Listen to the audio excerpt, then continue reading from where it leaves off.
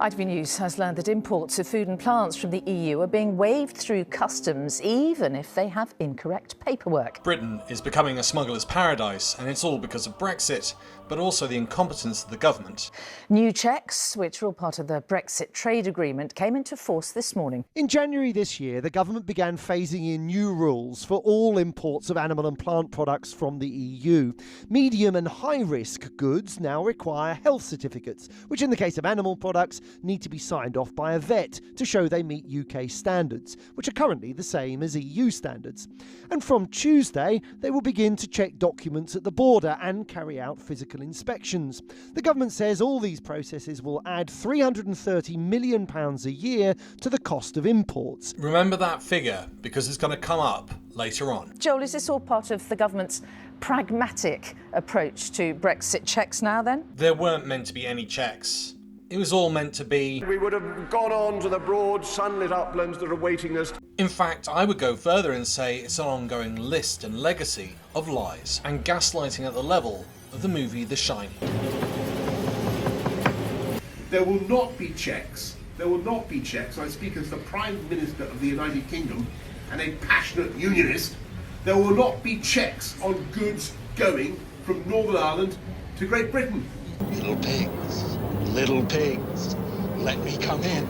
Some lobby group yesterday saying price of food will go up.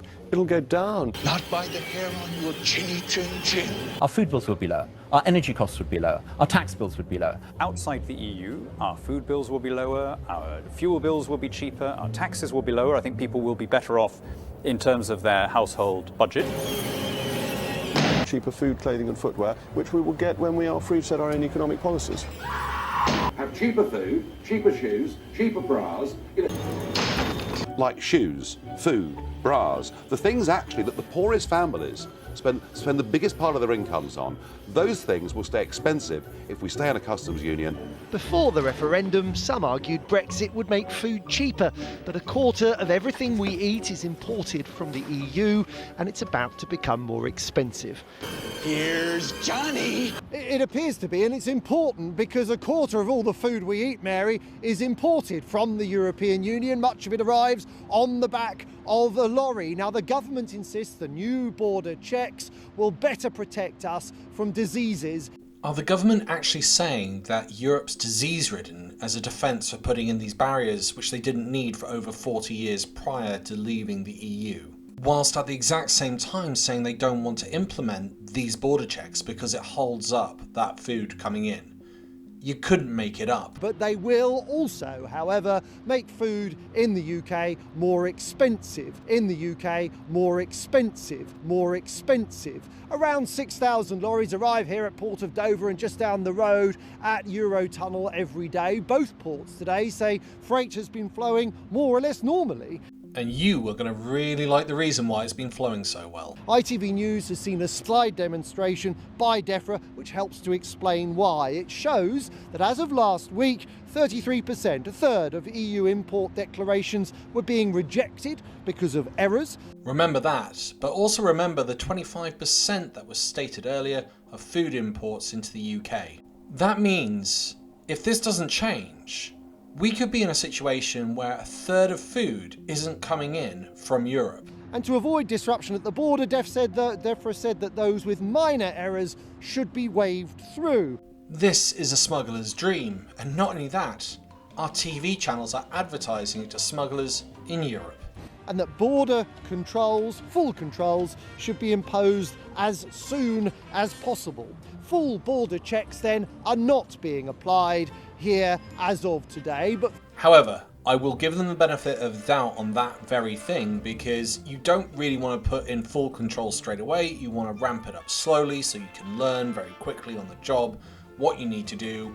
And it also gives time for people in the EU to understand what they need to do to be able to import into the UK. Full border charges are, and the British Chambers of Commerce says the cost of red tape and all the bureaucracy is going to hurt their members. Don't forget this figure. This is a ticking time bomb for tens of thousands of small businesses across Great Britain, from cafes to restaurants.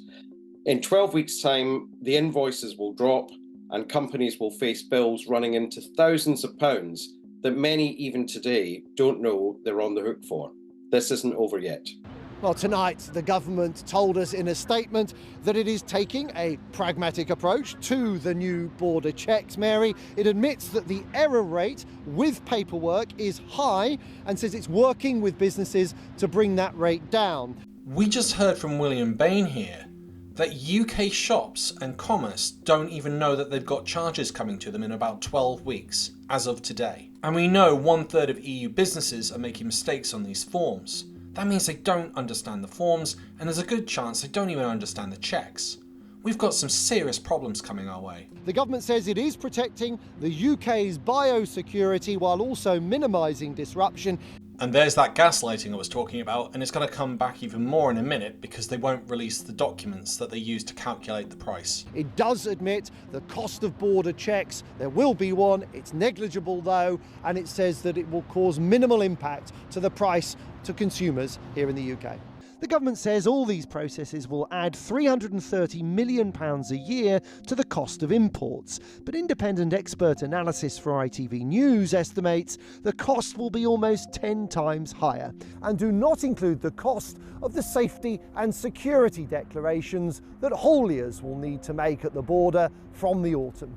And if all these costs are passed on to consumers, they'll add almost £9 a month to the average household food shop. Now, what's not clear in that little clip that you just saw is whether that £8 added on per month is based on the small figure from the government, but potentially, if it's the real figure of somewhere in the region of about 3 billion, that could be 80 quid a month added to your weekly shop. The new rules are a bigger problem for smaller importers because the customs fees are largely fixed per consignment.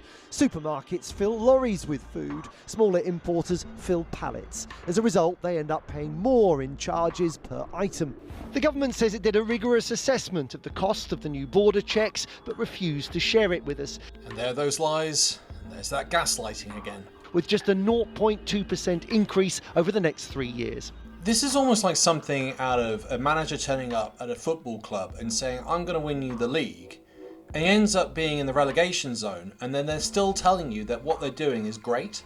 I think we've got some sensible plans. I think they're proportionate checks. They're also important, by the way, because British producers of goods, particularly our fantastic agricultural sector, face those sorts of checks when they export, and it's important we have a level playing field. Everything that was promised from Brexit has turned out to be a complete lie.